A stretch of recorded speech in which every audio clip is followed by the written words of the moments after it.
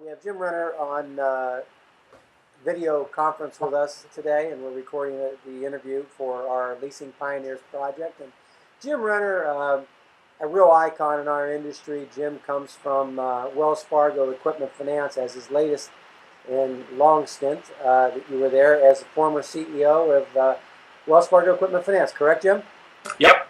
Bob, I was there for 15 years at the old Norwest, which then became Wells Fargo. So, yep, that was my other stint was really, which is First Bank, which then is now U.S. Bank. So I was there 18 years. So my career, although leasing 15, so my career has spanned 30 years in the leasing business.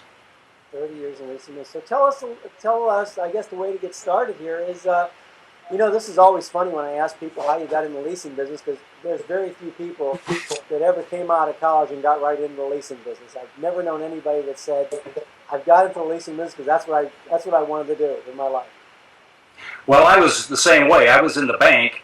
And in fact, I was in a non-bank subsidiary lending money on real estate.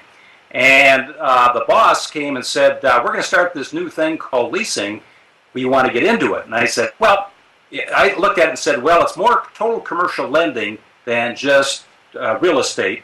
So it probably was a better background to get into the lending business in the banks. So this was in 1975, and I said, I became the credit and documentation person as we started de novo, which meant everything from writing the documents to get those over. In fact, we plagiarized a bunch of people, and primarily Wells Fargo, ironically, and took them to the attorneys, got them approved. We had the application into the Federal Reserve, and so then when we got in business, it was actually December 27th, 1975. I guarantee nobody else in the world knows that. So that's a first. Everybody's heard it here. So tell me your earliest recollections of the industry as you entered into it in 75, coming from probably more commercial lending background, right?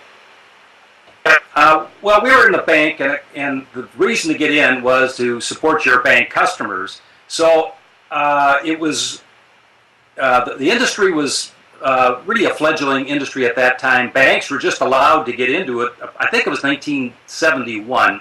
They were given the okay by the Federal Reserve to be a functional extension of credit. That's kind of the determining factor. And with that being the case, we said this leasing thing could be good for our customers. So we were to be the subsidiary then to do for all the bank and bank's customers throughout the enterprise. And at that time, it was about 7 or 8 states. So that's how we got into it. And in those days, leasing wasn't well respected. We used to call it the blue suede shoe salesman approach, where so many people were just pretty slick in the old days. So leasing didn't have the best reputation back in the early 70s, and so we were trying to fight that on one side and then do this new type of finance and lending and leasing. And so by taking residual risk, and in those days investment tax credit was also available. So you looked at those are the keys to getting in the business, both from a customer standpoint and the economics of it. You mentioned that you said something to the extent, I've never heard this one before, that at some point in the 1970s the banks were allowed to get into leasing. Are you saying that that leasing existed for independents and captives, but not banks? That's right. When banks were allowed to get in, we were given a maximum of 20% residual. Also, you could not inventory equipment. So the idea was, don't take the risk, for example, of an auto company where you have all the inventory, you're buying equipment, inventorying it on one side, and then you have that risk. So they didn't want that to be into a bank. So, and the other side of the coin is they wanted to limit the residual risk so that you couldn't make huge bets on equipment and be wrong and then take big residual losses down the road. That was, well, that's new to me. I had not heard that particular limitation for banks, but then again, I guess not surprising, and hopefully many people who will listen to this will have learned something just like I did just at this current moment in time. I didn't get into the mid-'80s into the industry, and so what were some of the obstacles to growth, or just in general obstacles you mentioned before perception of leasing, but what were the obstacles to acceptance of leasing the product of more of the mainstream customers at large, bank customers per se? Yep. Give us a little sense of what it was like then. Put us back in that time. Well, I think the big part was it was totally unknown, or not totally, but not well known at all. So, and especially in the banks. So you had to go to the bank lenders to say, okay, we want to do this other product, which was then a competing product to them. And we did not have what they call shadow accounting.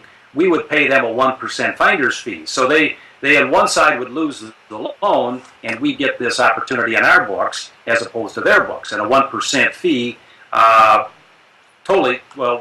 it was something, but it totally did not take care of their economics from the bank standpoint. So there was a little bit of a hard sell there. So when the customers wanted leasing, that's when we would get the call. The other thing we would start then are some vendor programs and go to a manufacturer to say, gee, we can help sell your equipment, and that also helped. But it was, with perception, small industry, not well known, and I think it took probably another almost 10 years to get well known, and then all the tax law changes in the 80s. However, in the early 70s, it was a difficult sell because people didn't know what you did. So every sell was a new sell. They didn't know what this leasing stuff was. So you had to sell the product every time to every customer.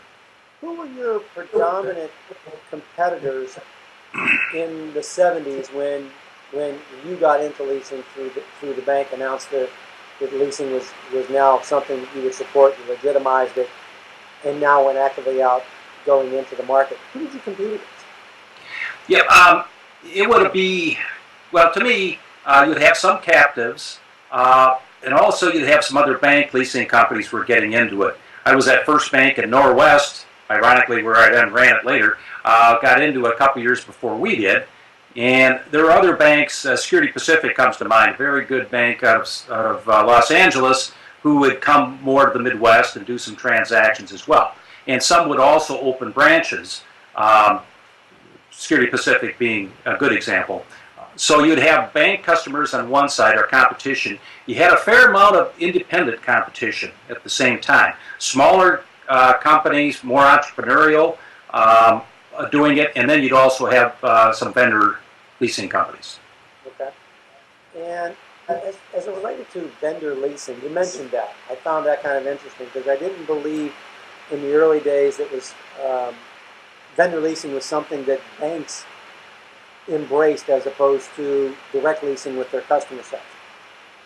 Well, it probably shouldn't be vendor as we normally think of it now, where you go in and have independent program. It was more going to a dealership as opposed to a manufacturer. So it was probably more dealer-type programs and buying paper from dealers, okay, as opposed to a national program. We were too small to do that. We would just be in our region, so we would go to various various equipment dealers in the area, and that was more the case than a true vendor program where you did it with a manufacturer. So this was in the Norwest days, correct? This was actually First Bank days, the U.S. Bank days, back in the 70s. At that point in time, I guess who would you say was, in your mind, was there a company that you all looked to aspire to, or I shouldn't say aspire to, but you took your cues from in terms of how to do the vendor business? Was it U.S. Leasing rather at that time? No, no, they really weren't the competition. The one, to me, from a bank standpoint, was Security Pacific. Norm Chapman ran it. I thought he did a very nice job. He was very credible, very good reputation. They were the ones that I looked at to say, if I'm going to epitomize somebody, it would be Security Pacific and Norm Chapman. Okay. Norm at those days, too, was very involved in the old AAEL, which became ELA, which became ELFA, so American Association of Equipment Lessors. Can you kind of give us, either through a story or an example, to kind of give us a feel what the environment was like, or the business culture was like back then doing leasing, whether you want to talk about direct transactions with customers, trying to explain leasing to them, or trying to explain leasing to the bank, or whether it was vendor leasing programs, and or even on the capital market side, anything that kind of would give people who are going to listen to this, the interview and watch it, some flavor for what it was like then? I thought of one humorous one where it was 1976. I had gone out to Billings, Montana. So I was a credit guy, but yet I did some, we only had one or two sales guys, so I did some stuff with the banks as well. So I got to Billings, and we're having a meeting with all their commercial lenders. And I still remember the guy's name. His name was Ing Peterson.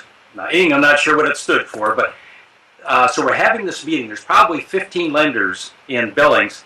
So we're in the meeting, and I'm kind of giving the pitch on leasing and why it's a good deal and the economics. And off to the side, right by the door, here's the guy who has his legs crossed, looking at me and going like this. And I'm saying, what is this? So I finish my presentation. He says, oh, you can take that leasing and go back to Minneapolis. So I thought, geez. And he's in charge of commercial lending.